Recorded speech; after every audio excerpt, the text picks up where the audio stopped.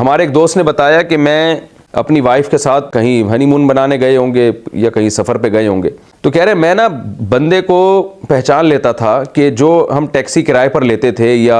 गाड़ी किराए पर लेते थे, ड्राइवर की आंखों को मैं 2 मिनट में पहचान लेता था कि बाज़ ड्राइवर क्या करते हैं कि गाड़ी में आगे गिलास लगा होता है, उससे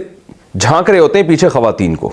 तो कहते हैं मुझे अंदाज़ा होता था कि जो ड्राइवर उस गिलास को ऊपर कर देता था ना कि किसी की ज़ौजा पे या किसी की बेटी पे या किसी खातून पे मेरी नज़र भी ना पड़े। बाज़ ऐसा करते हैं कि भाई वो क्या करते हैं, पीछे चूँकि खातून बैठी हुई हैं तो अब वो क्या करते हैं, बजाय इसके कि हम उस खातून से आंखों से आके हमारी टकराएं, वो क्या करते हैं उस गिलास को मोड़ देते हैं ऊपर। मैं नहीं कह रहा कि जो नहीं मोड़ते वो बुरे होते हैं, लेकिन कहते हैं मुझे इससे अंदाज़ा होता था कि यार ये आदमी ख़ानदानी है, ये इसकी कोशिश कर रहा है कि मेरी गलती से भी किसी की बीवी पे, किसी की बेटी पे, किसी की बहन पे नज़र ना पड़े। देखें आप, तबलीग जमात वाले जब गश्त के लिए जाते हैं बहुत सख्त ताकीद की जाती है उनको